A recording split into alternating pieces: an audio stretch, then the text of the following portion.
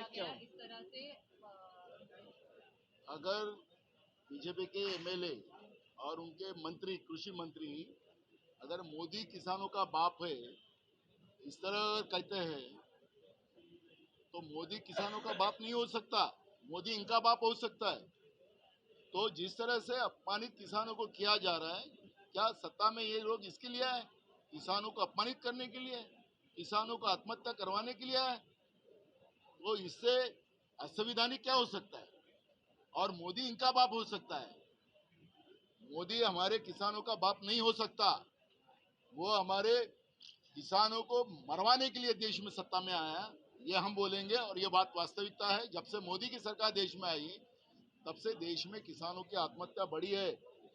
उनकी इनकम दुगनी करने वाले थे, अब तो फर्टिलाइजर के दाम बढ़ा दिए, बीज के दाम बढ़ा दिए और फसल के दाम कम कर दिए।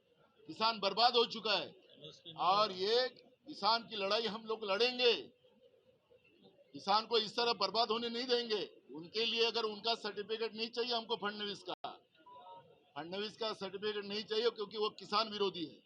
और इसलिए मोदी इनका बाप हो सकता है, किसानों का नहीं। और मैं बार बार बोलूंगा, मुख्यमंत्री ने ये भी कहा कि आपने हमला करने की कोशिश की चेयर पे।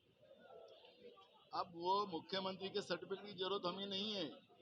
मैंने हमला किया कि वो तो सब लाई हुए हैं, आप देख लीजिए। मैं उनको कह रहा था, अध्यक्ष जी को, कि किसानों की माफी मांगने लगा ही इनको, और वो जो लोगों ने बोला है उनके ऊपर कार्रवाई करने की बात कर रहा था।